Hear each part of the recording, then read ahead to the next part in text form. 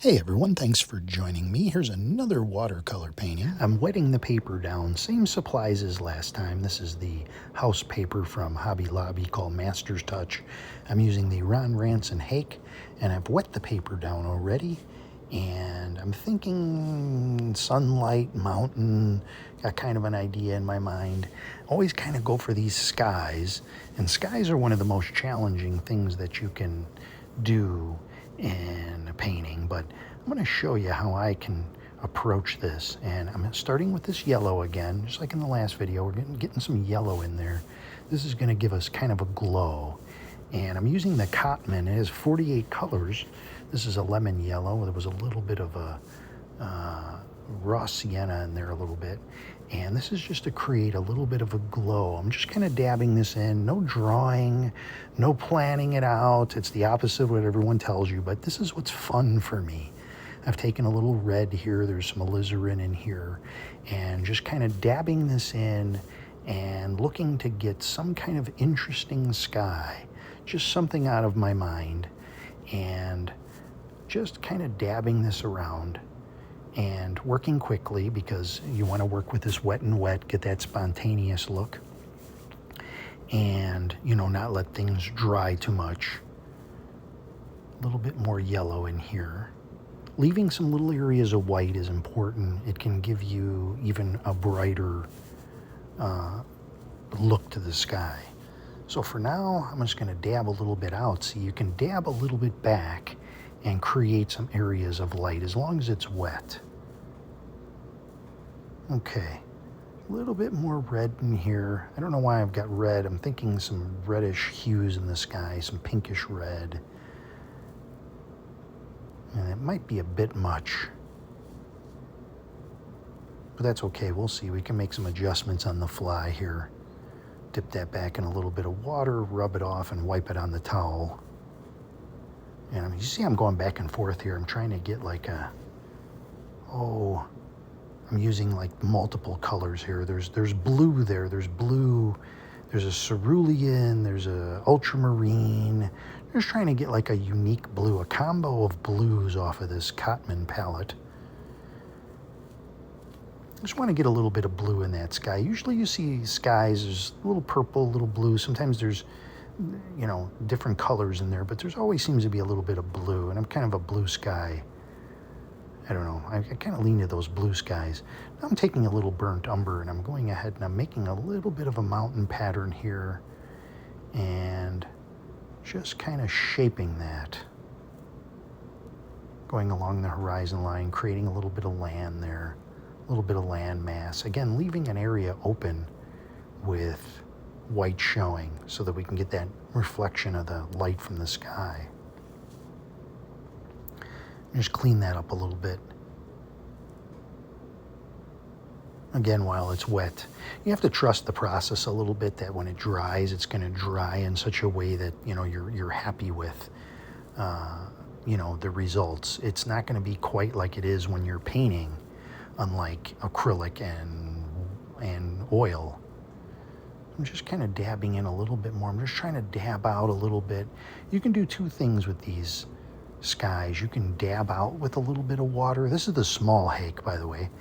And for those out there that want to pronounce it correctly, I know it's hake, a brush.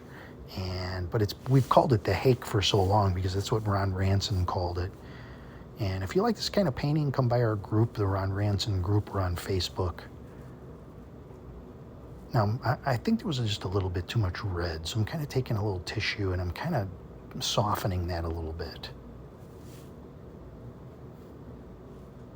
But we've got the light in the sky. We've got a few different colors. People like colors, so I try to get more color into the paintings. A lot of things that you think about: color, light, and contrast and things like that.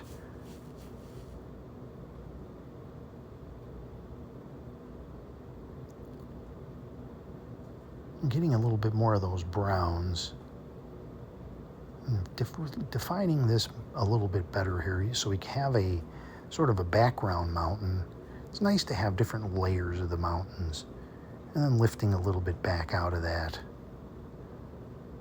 And went into a little bit of blue here. Blue and brown work kind of well together.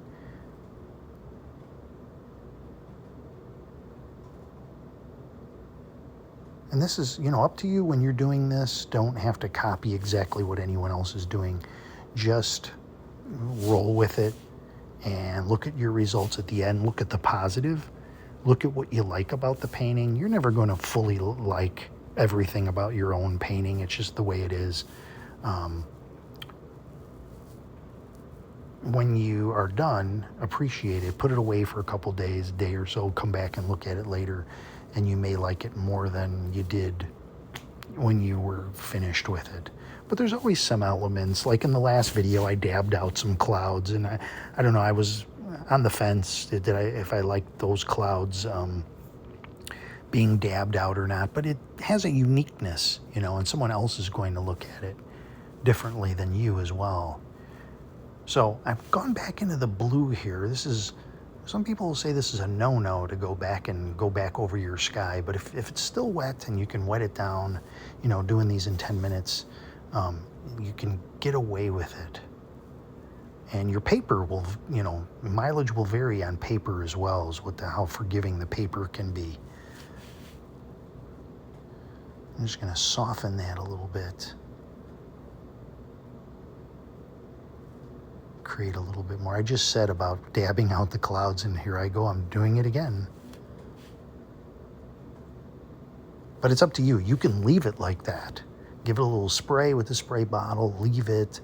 You don't have to dab. If the dab stands out to you in such a way where it's like, oh, that looks funny, then don't do it. And going back into some of these greens down here, mix them on your little plastic tray. Kind of get it where you want it before you go on. I'm just going to create a bottom area here. I like to do that, like some foliage in the bottom, just to sort of contain areas of water, or to kind of make a border, really, to border it out. It's a little cliche, but you always see a lot of paintings, you don't see the water really kind of coming off the bottom of the canvas. And here I am dabbing again. I'm dabbing around. It's kind of an interesting thing that I'll do, is I'll dab around the foliage, and it almost creates like a light. So you're getting that contrast, that counter change back and forth.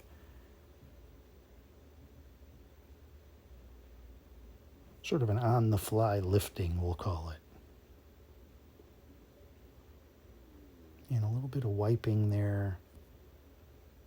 It's kind of a reverse painting a little bit, just like that. You can create like little streaks in the water and things like that.